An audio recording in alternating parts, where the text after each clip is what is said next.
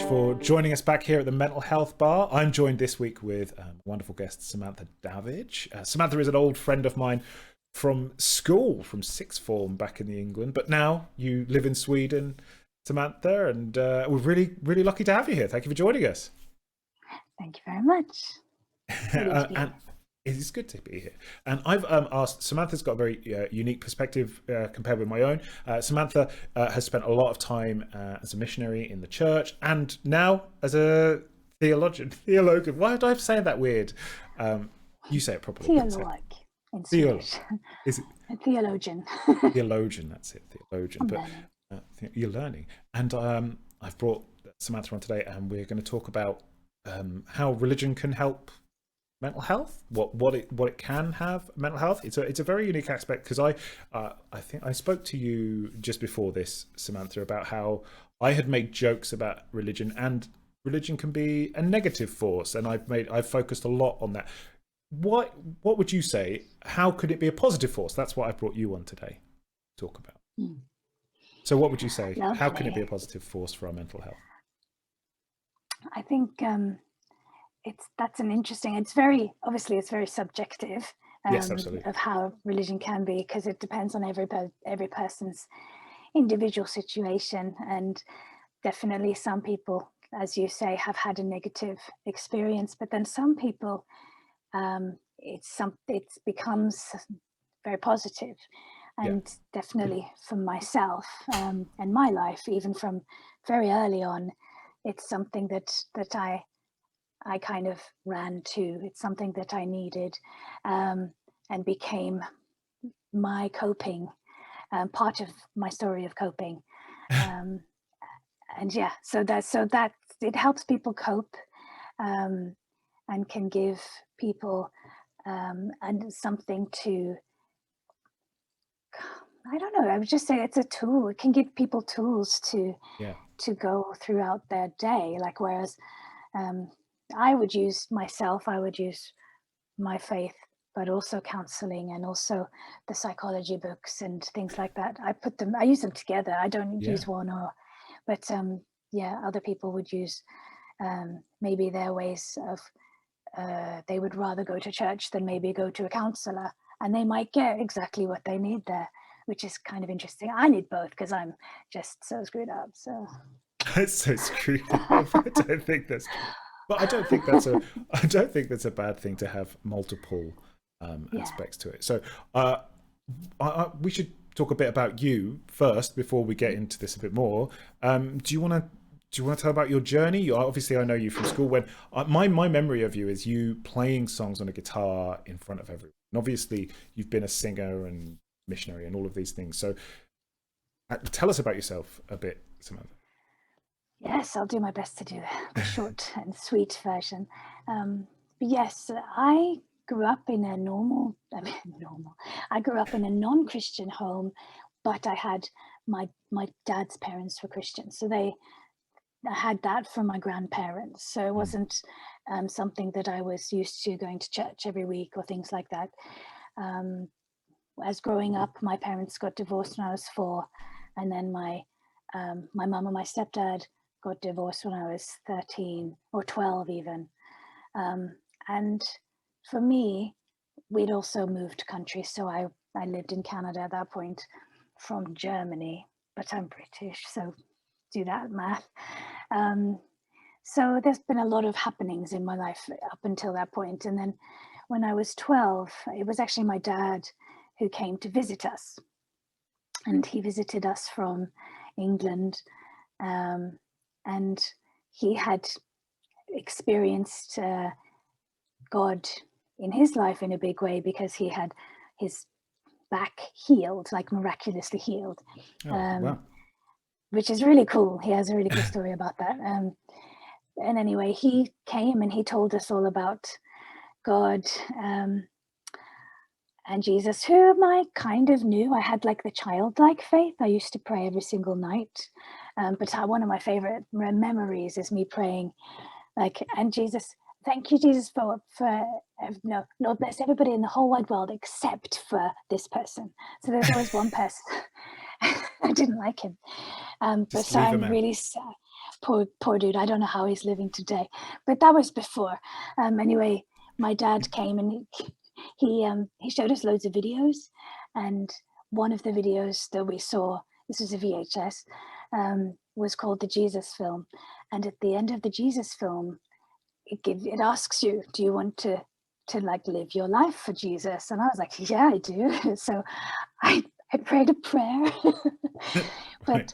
that didn't automatically make me like know everything. But what I had to do then was I started going to a youth group and going to a church that kind of took me in. Where they became like my family, because at home, things, my mum worked all the time. She was full time and wasn't really there a lot, and various other things that happened. So for me, going to church and what I received through the people there, but also through my own journey and reading and praying, was like a home. I felt like I got the home that I was missing.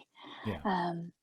And that was how I coped as a teenager, and then came to England and more of the same, and just found this is my community. Whereas people might find their community in other things, I found it in the church. And thankfully, there was no drugs or anything there, like, so it was kind of a nice community to be in. Yeah. And that's what I was in when I met you. I did like it's more of my life, rather than just something I did at the weekends. And that became my life. I became a missionary when I was like 25, 26, 20, I think I was actually 27, doesn't matter. And I've been to like 37 different countries. I've sung a lot of my life. I've been a singer and led worship in churches. I've had some fun experiences.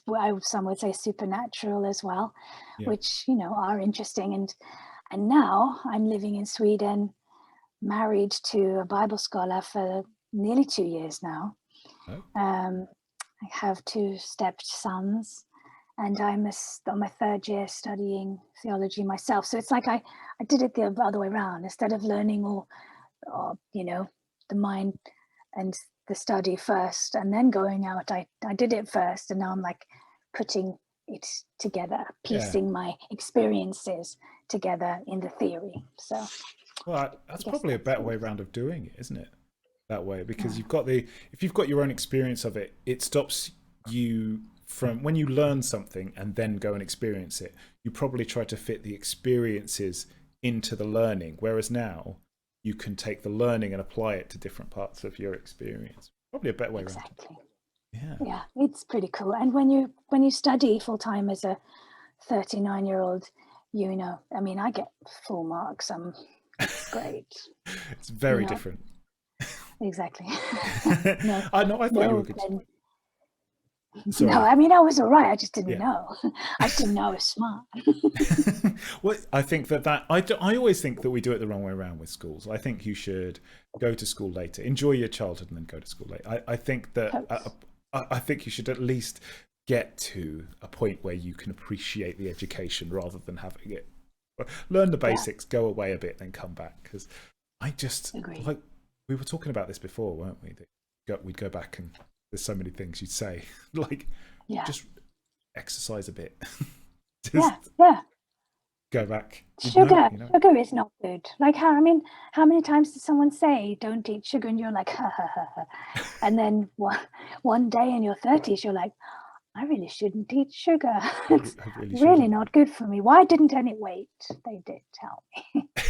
Oh wait, they told me over and over again. I understand.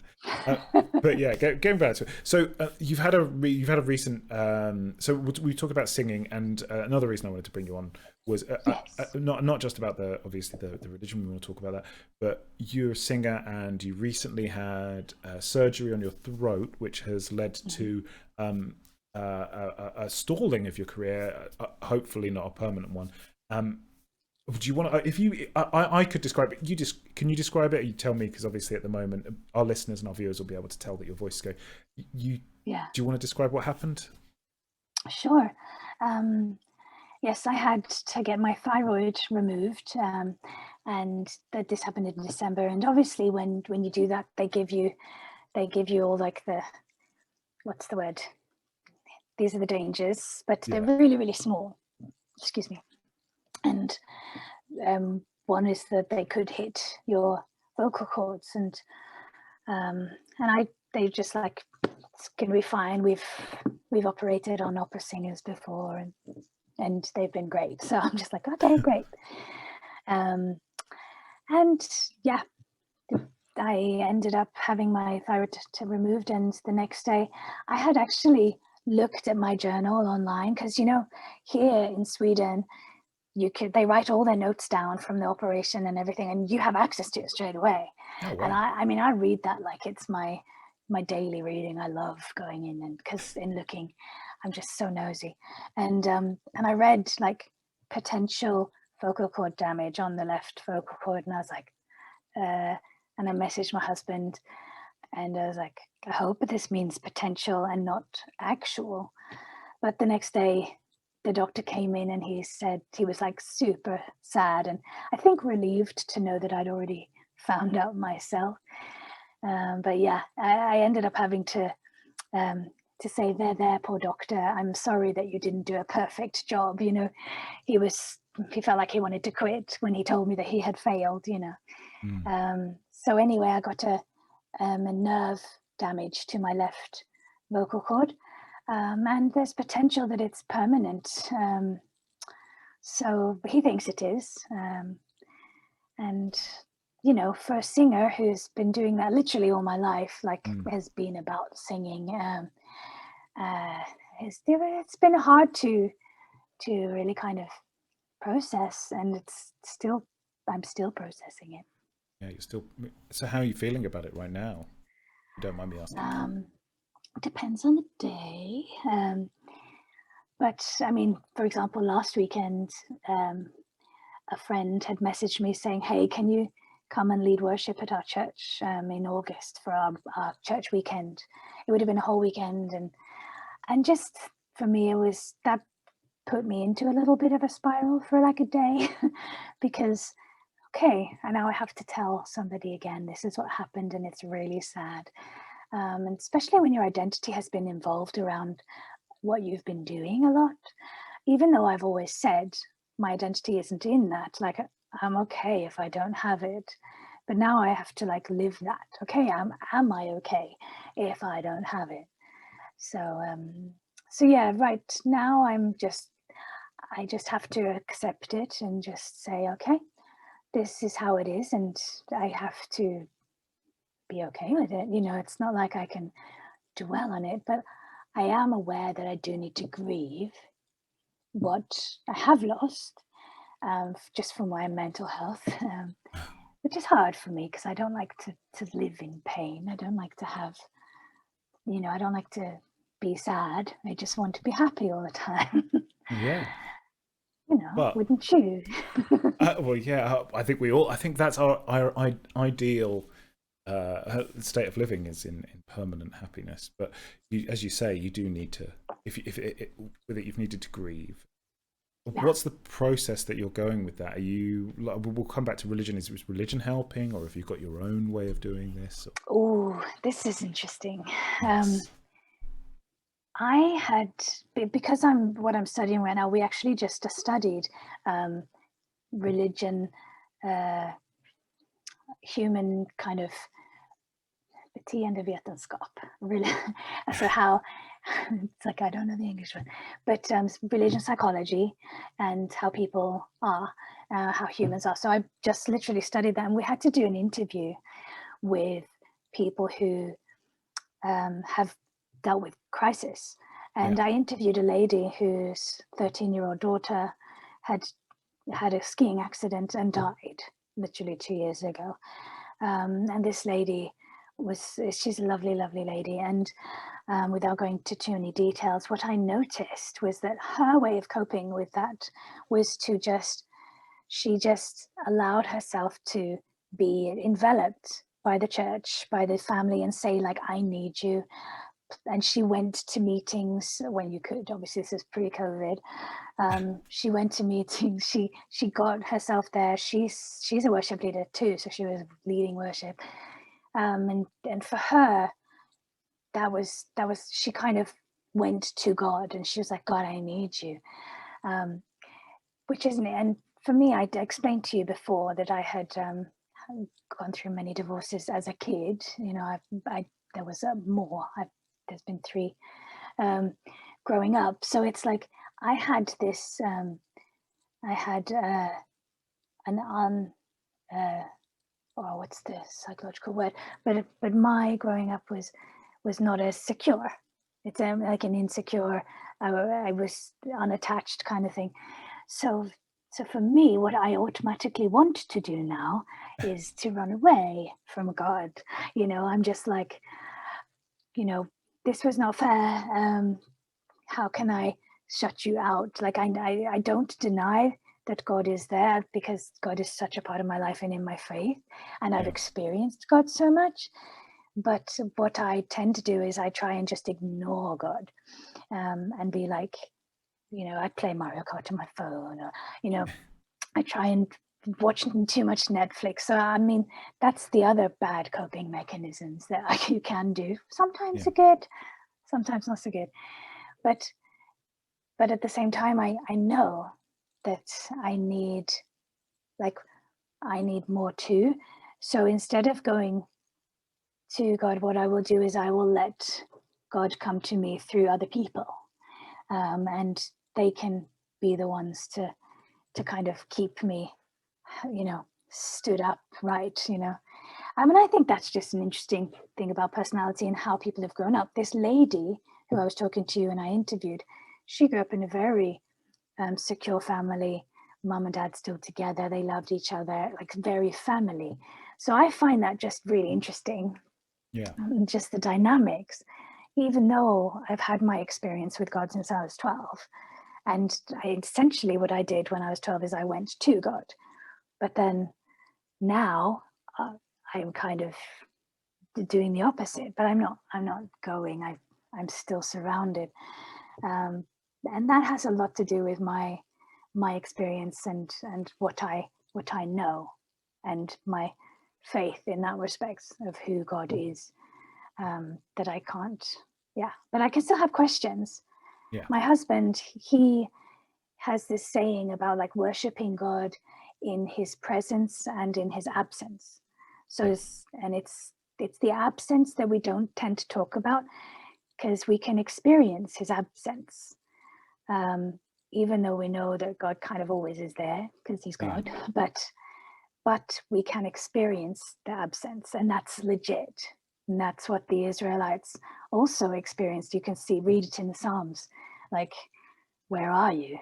You have rejected me. You have abandoned me. You can read that, and they sing that out to God. So I think we don't do that enough today. We don't process those feelings to God enough, and I think that can be also a good way of coping. When we have faith. See, I think that's a great answer. I think that's a great answer. I think that I think people put too much in the. So when there's negative criticism of religion, now I'm not here to be against or for it. I'm just here to talk about it. But when there's negative criticism, it's always focused on the dogma and the people who are following ideas from long ago, when it were, when it was like, when it's anti-gay and anti everything else. That's all that stuff. Whereas what you're saying is religion can be just another coping mechanism, much like therapy, much like and it's just, for you, religion is a support network, and God is another support, like another pillar. You've got the people in the community, you've got the church itself, because I suspect that where a church is a collection of people, it is also its own support network. You have people you have people who come to the church and the people of the church, and then God is a third pillar of that. Is that what you're saying? Is that a correct way of visual, as far as what you're saying is? Absolutely. I think that's a good way of looking at it in that respect. Yeah, well, that I'm just relating it back to the mental health Yeah, aspect of it, and also I'm very interested in and as many things as we can look at that help us through the day. You know, mhm, so I have therapy and I have my own. I'm like one of these people that looks at thought leaders. You know, people that which I guess would be the same as your worship leaders, where they give an idea to a group of people, and they're like, one of them is a Simon Sinek, which was opportunities from surprises. That was his thing, and mhm. and that, like you say, in they've got Psalms, so you'd have Psalms, which would be your version of that, not your version, but you know the religious Yeah, version. the ancient. Yeah, more ancient. Yeah, But that's what I'm talking about when I say that, is that it's another support yeah, network that you can fall back on, and even in its absence, you know it's there. And how yeah. you so you've had this happen to you. It's awful, but you haven't. Your religion is still there. You're still strong. Your Yeah, it's faith is still still strong. there, even though I want to run. I want to run and hide. Yeah, That would be the greatest coping strategy, but would be wrong. it would. The fight and flight. I would be flight. I would totally flee. Yeah, Um, everything in me wants to book a flight somewhere and to go travel or do something different. mm, But there's, for me, especially in my personality, I need to learn how to sit in the pain and sit in the and just let myself cry. I'm so like I'm a real positive person. I told you yeah, before, um, and that is my superpower. Is that I can take any situation and reframe it and be like, it's okay. When I was little, I used to say, oh, my parents are divorced, but it's okay. I know if that never happened, I wouldn't have been able to live in England, Germany, and Canada. Like, this is a 10-year-old saying this. that is And incredible. yeah, so as a 40-year-old, you realize, like, oh shoot, I should have been able to cry when I was little. I should have been able to be mad or angry. And that's the thing, I think, especially when we talk about this mental health bar, is you're in your 30s and you're like, I need to finally do something about all the crap that has happened, the last Yeah. 20 years. Mm. Um, and for me, you know, I find it interesting because there are people who have lost their faith and they have gone another way. But I found that those are the people who have maybe put um, too much expectations or faith in the people that are, in the church or the Yeah. pastors or the leaders. And then obviously they're not perfect and they will let you down. They might not live up to that expectation that you have of them. Um, but for me, I haven't really done that. I've definitely enjoyed being a part of a community, but I know that people, my my upbringing has told me that people will let you down. So for me, God has been the one who hasn't let me down, but I still want to run away from him. But yeah, anyway, the point is, I'm in the process right now of just like, okay, God, I know that you are good. You did not necessarily want this to happen or make this happen, but it did, and it sucks. What are we going to do about it? How can I, can you help me today? And then tomorrow I'll be like, can you help me tomorrow?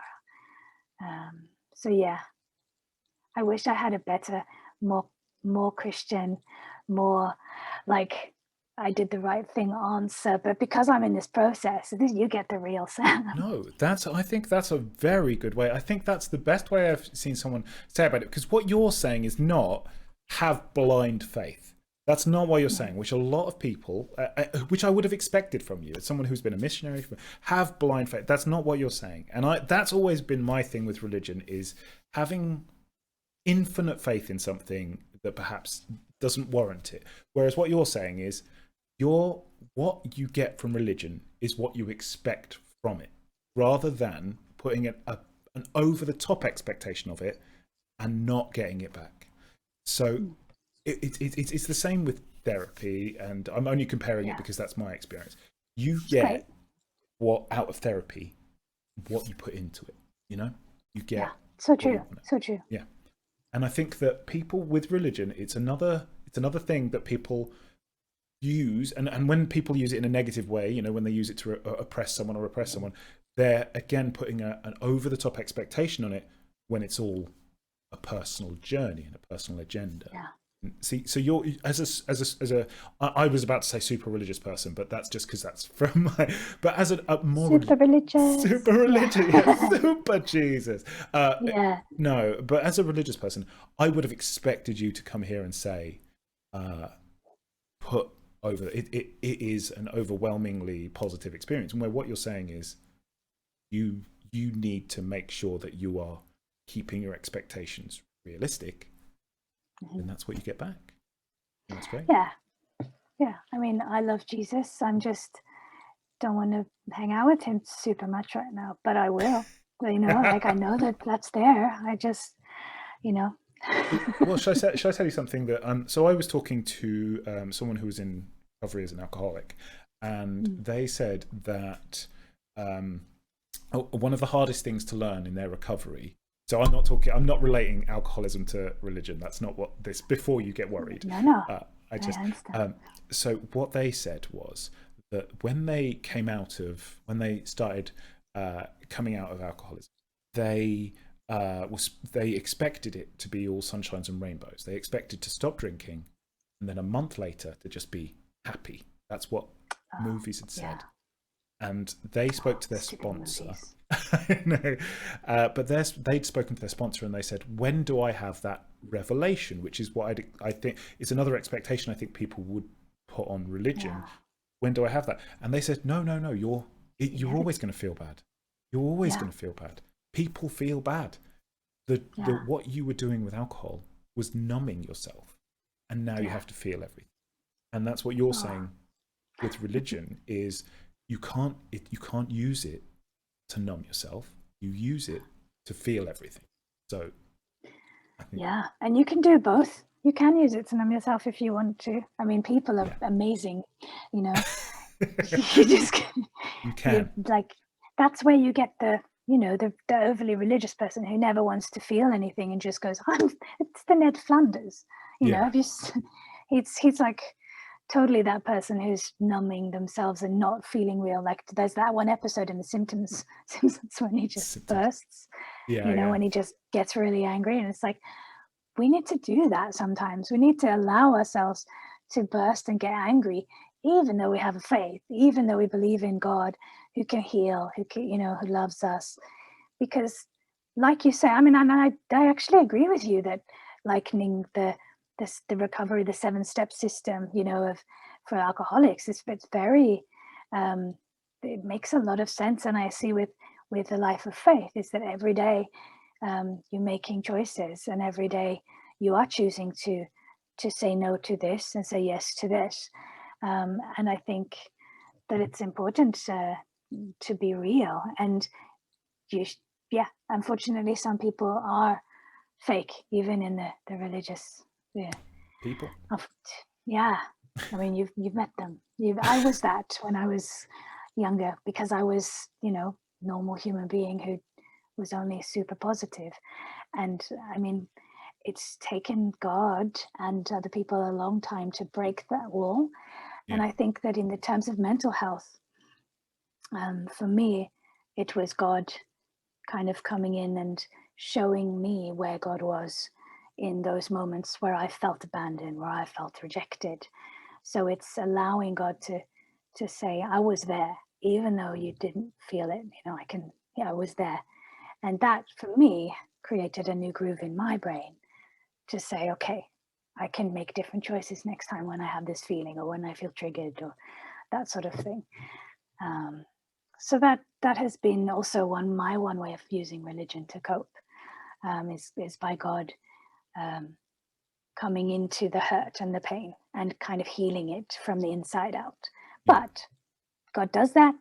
I still need to walk that out as the alcoholic. I still need to do the right things and to make the choices and decisions. But so I think it's very similar. I think it is. I think you use it. People expect something, like in conversations I've had, and in conversation like you say, when you're younger, you're a bit more of a zealot. That's the fourth thing. So I was obviously very anti-religion, and coming from a massively Catholic household that was against a lot of stuff. And other people we went to, for the people at home won't know that we went to a school, not like a crazy religious school, but like a religious school. And so I was very against it, and you were obviously for it. But then as we get older, you realize it's not really about religion. It's not really about anything. It's about what you make room for in your life and how you use, like you said earlier, it's just a tool. It's a tool you use to make your life better. And you choose that. Yeah, it's a tool. For me, that tool is personified. So it's a person. Yeah. But I can, like, as I'm talking to you, I'm giving you like the versions of like the way to explain it, how people love, who turn to God, how they use that to cope. But I do believe there has to be everything, like both and, you can't be either or. You need, the whole life has to be holistic in that respect. Yeah, it has to mesh. Right, I'm very aware that obviously that talking is harder for you at the moment. So we'll wrap up there, because that was a very lovely discussion, Sam. Samantha, would you like to tell people where they can find you if they want to get in touch, or if they want to hear some? Because I know that you have some music still that they could listen to of your own. Yes. Yeah, actually, you can find my music on YouTube. I have a little EP called Arise. It's Samantha Davage music. If you just type that in. I am on Instagram right now. I'm on a private one, but it will become, I'm on Instagram with the Sam Davage. And I have Facebook. Otherwise, just inquire. But it's kind of interesting, my voice. It's like I've always joked about when people have colds, how they have this sexy voice. Yeah. So now I'm like, now I have that all the time. I don't know how I feel about that. You've got to release a jazz album. That's what you've got to do. Yes, I'm the new Nora Jones. That's what you've got to do. Just got to get it in there. That's it. And for those listening at home and on the podcast, I will put your links, Sam, into the description of the podcast. And for everyone watching on YouTube, I'll put it below in the description of the show. So thank you very much for joining us, Samantha, and for taking the time to come and discuss what is a normally contentious subject in a very, very interesting way that I hadn't thought of before. So thank you very much. Oh, thanks. And we'll be back next week with more Mental Health Bar. Thank you again for watching and listening at home. I've been Chris PG, and this has been Samantha Davage. Thank you very much.